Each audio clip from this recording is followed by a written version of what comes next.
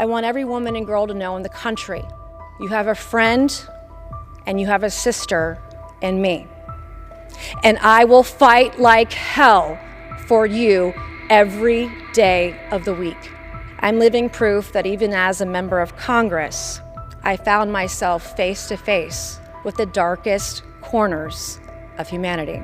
I will burn this system to the ground if I have to. These men aren't just criminals, they are predators. This monster stole my body. It felt like I had been raped. He stole my body without my permission, without my knowledge, and without my consent.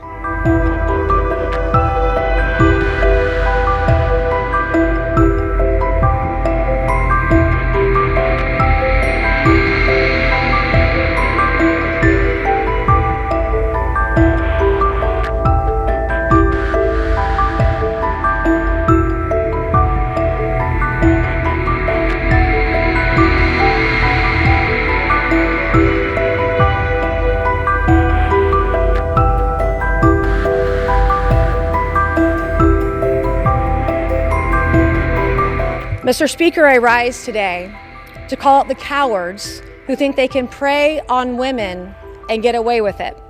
Today, I'm going scorched earth. So let the bridges I burn this evening light our way forward. As in many areas, God's word has given me wisdom, God's love has shown me the light, and God's grace has given me the strength to be here today. God placed this burden on my path, not to crush me, but to ignite something within me, a calling, a purpose, a responsibility, and courage, which I am using in spades today. The purpose of my speech tonight is to make sure these women will never be forgotten, and the men who hurt them will never be allowed to get away with it or hide again. God uses imperfect people to carry out his perfect plans. I ask God to fill me up, to be his vessel, and to use me for his purpose tonight. I ask for his protection as I expose the devil's hand today. In Jeremiah 6:16, it says, when we're at a crossroads, that we're to look at the ancient paths, look for the right way, and walk on it. When I was saved 5 years ago in church in May of 2019, it was a Saturday night, and I was at a crossroads in life. And when I heard this sermon with my child next to me, he put his arm around me. He said, "Mommy, it's gonna be okay. We are going to be okay." And I know that in God's faith, in his wisdom, when I listen, he shows us the way. And tonight it is God who is showing me the right path to take, because this is about truth. This is about unveiling evil that is in the state of South Carolina. And I want to quote Martin Luther King tonight, who said, "The time is always right to do what is right." So what I am doing tonight, I know in my heart of hearts is right. I'm going to take this Bible a friend gave to me. I'm going to place my hand on this Bible. I swear to tell the truth, the whole truth, and nothing but the truth. So help me God. Today I'm going to free myself from the monster who broke me. Today I'm going to free other women who fell prey to the same man. Today I will free other women further from a group of men who committed the most evil acts against them. I want every woman and girl to know in the country, you have a friend and you have a sister in me.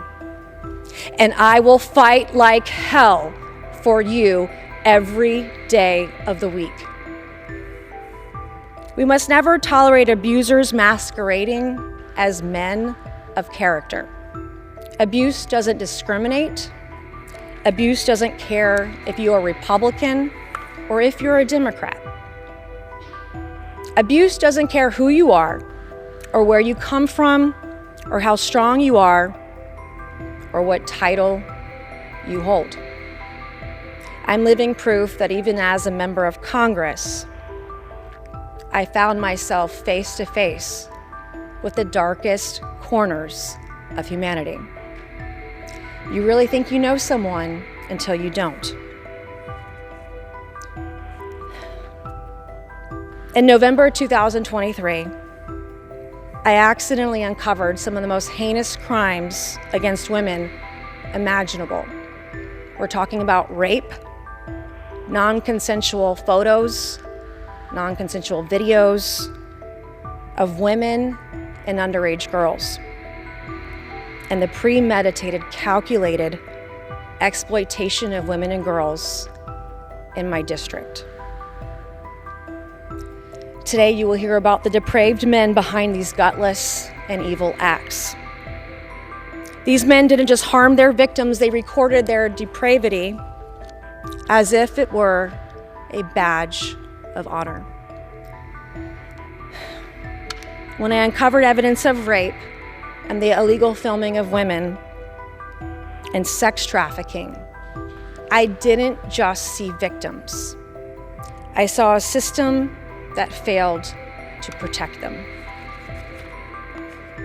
I saw criminals who thought they could get away with it because no one had the guts, no one had the courage, no one had the bravery to hold them accountable because we are filled with cowards. I will burn this system to the ground if I have to. These men aren't just criminals. They are predators, and you can see the names and the faces of these predators on this board to my right tonight. These predators are not untouchable. These predators are not invisible, and these predators are not invincible. And today, their names will be tied to their crimes and their cowardice forever. Let me say their names for the record in an alphabetical order. Eric Bowman of Sullivan's Island, South Carolina. Patrick Bryant of Mount Pleasant in Isle of Palms, South Carolina, who also goes by Brendan Patrick Bryant. John Osborne of Charleston, South Carolina. And Brian Musgrave of Fort Mill, South Carolina. Let me be loud and clear. I would never allow any woman or underage girl anywhere near any of you. When you incapacitate women, it's against the law. When you sexually assault women, it's called rape. If you film women naked without their knowledge, without their permission, and without their consent, it's called voyeurism. And it makes you a peeping Tom. And it is illegal. When you and your business partners, like these, all business partners, when you and your business partners pay each other and you sexually abuse women, it's called sex trafficking, and it is against the law. And it, by definition, makes you a sex trafficker. Witness intimidation is also illegal. To Eric Bowman, Patrick Bryant, Brian Musgrave, and John Osborne, you have bought yourself a one-way ticket to hell. It is nonstop. There are no connections.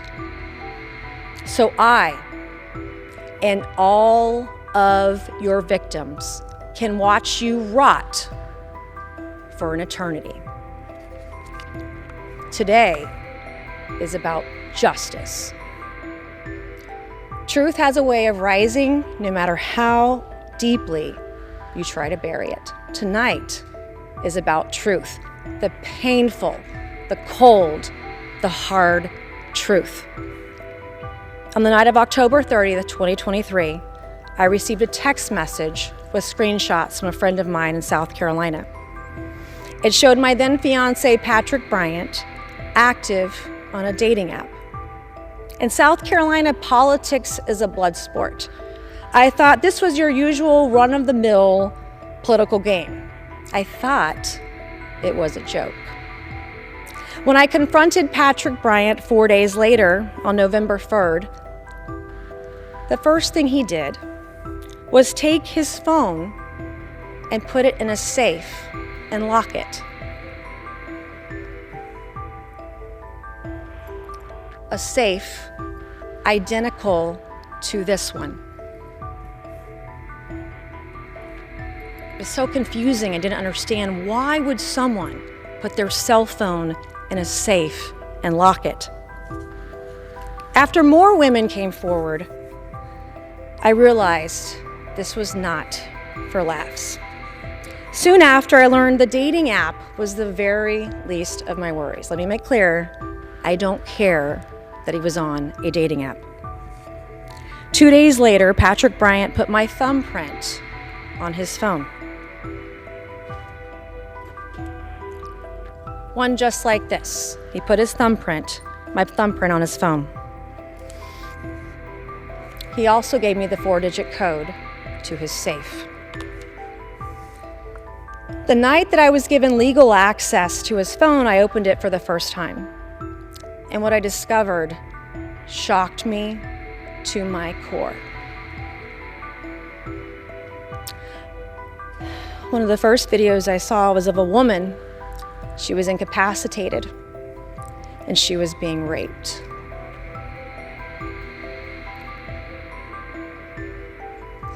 I found some photos of what appeared to be a teenager undressed in the kind of underwear a child would wear.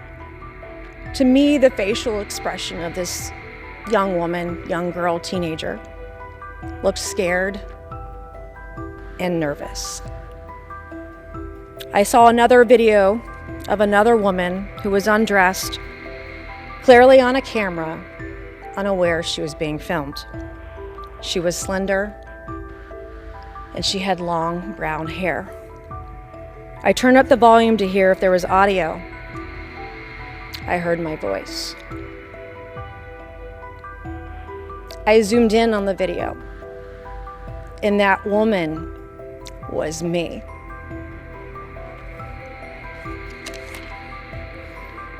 My entire body was paralyzed, and I couldn't move. Were my feet on the floor? Was I breathing? I have no idea. I could feel pain shooting out of my heart, out of my chest, drop straight down to the floor like I was in a nosedive. The pain running through my veins wouldn't stop. Time was suspended for a moment. This monster stole my body. It felt like I had been raped. He stole my body without my permission, without my knowledge, and without my consent. This hidden camera that I found was at a property owned by Patrick Bryant and his business partner, Brian Musgrave. Here was a similar camera bought on Amazon. Something this small that could violate so many to such a heinous degree. I found an app where at least one of the hidden cameras I discovered was stored. I discovered on this app, for this tiny little camera, there were 10,633 videos on it. Let me repeat. Just one camera I found had 10,633 videos on it. Patrick Bryant must have forgotten. In my younger days, in my youth, I used to be a computer programmer. I know enough about technology. I found more photos, this time of female employees. I found photos of wives of male employees. Photos of girlfriends and women who very clearly didn't know their private parts were being filmed and photographed. I found file after file after file. Patrick Bryant had upskirt photos of one particular victim, the wife of a male employee, who is also one of his best friends. He took upskirt photos of his employee's wife, spanning at least 8 years. He even took upskirt photos of her on their family vacations. And I know she had no idea these photos were being taken because of the way that they were taken. There's no way that she knew about it. I found about a dozen photos in Patrick Bryant's trash bin of underage girls that he deleted in the hours after he gave me access to his phone. I recognized 3 of the underage girls as daughters of some of his business partners, some of them in bikinis. If you're a 50-year-old man and you have teenage girls in bikinis on your phone and it's okay, why would you delete them in the hours after your fiance got access to your phone? There's nothing wrong with it. Why would these 12 plus photos of these underage girls be in your trash bin? What are you to worry about if there's nothing going on? But 3 of the teenage girls I saw in his trash bin of his business partners were in bikinis. One of these jarring photos of the child of one of his business partners was an underage girl, fully clothed, but her legs were spread open, unaware she was being photographed. Patrick Bryant took this photo from his penis area. In my accidental discovery, I found multiple devices used by him to record women without their knowledge. And that's before I get to what I uncovered with Patrick Bryant and his business partners. The weekend I was giving access to Patrick Bryant's phone, I found evidence that he got a second mobile device. I documented it. Patrick Bryant couldn't transfer these files off his device fast enough. I discovered he was transferring terabytes of data onto another device. I documented it. Patrick Bryant would soon replace his cell phone with a new one. I documented that too. He forgets that I used to be a computer programmer. None of this is conjecture. These are not allegations. These are facts. It is documented, sometimes with metadata. I knew how to get that too. This is what I found, this is what I saw, and this is what I accidentally discovered. As you should know by now, I keep all the receipts. In addition to what I documented, I personally identified almost a dozen victims. I found some witnesses, and I found more than enough probable cause, and then some. If I found this many victims with this little effort, why are they still on the streets of South Carolina today? I'm just one person. Imagine how many victims there truly are tonight, and they don't even know that they're victims of this cabal of rapists, this cabal of sex traffickers, this cabal of peeping Toms. Exactly 7 days later, after I got access to Patrick Bryant's phone, I was under extreme duress. I found more photos, I found more videos. On my last night with Patrick Bryant, he physically assaulted me. On the morning of November 13th, I fled my home and I went into hiding. I, as a member of Congress, fled my home and I went into hiding. It would be the first of 4 moves that I made last year. I still have the mark that Patrick Bryant made on me the night that he assaulted me. Rather than see this mark as a scar, I see this mark of a free woman, free from a monster. I will wear this mark that he made on me for the rest of my life as a badge of honor.